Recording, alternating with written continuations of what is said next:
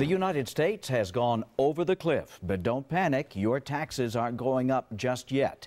The Senate-approved compromise on avoiding the fiscal cliff is running into opposition. House Majority Leader Eric Cantor says he does not support the bill.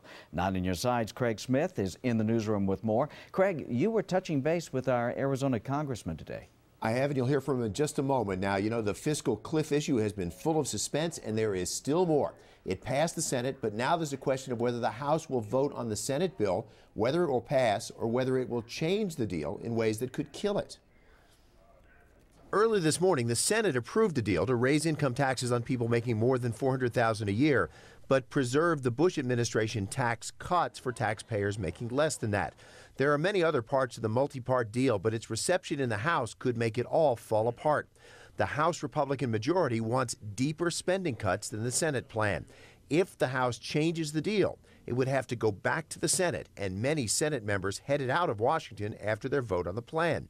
Democratic Congressman Raul Grijalva says Republican leaders promised to allow a vote on the Senate bill, and they should not back out now. It'll be a huge mistake, but quite frankly, if this gets held up, if there is no support for it, if we can't take a vote on it, it's right squarely at the doorstep of the Republicans in the House of Representatives, and they're going to own this lack of willingness to make a decision that they had agreed to make. Technically, Congress is already over the fiscal cliff, but it can avoid automatic tax hikes retroactively as long as it acts before noon on Thursday. That's when this session of Congress ends and a new Congress is sworn in. If there's no deal by then, the new Congress starts from scratch. Late today, Arizona Republican Congressman, soon-to-be Senator Jeff Flake, said he expects a vote on the bill in a few hours without any changes from the Senate version, and he thinks it will pass. What's your feeling about the bill as it stands right now?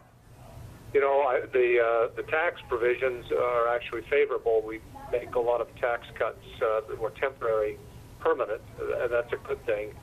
But on the spending side, there are no spending reductions. In fact, the Congressional Budget Office just scored it over 10 years. It's costing more than $300 billion more.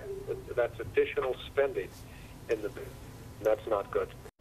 Now, Flake says he thinks the deal does need to pass, but deeper spending cuts still need to happen. He predicts the markets will applaud the agreement at first, but turn sour later as investors decide more cuts are needed.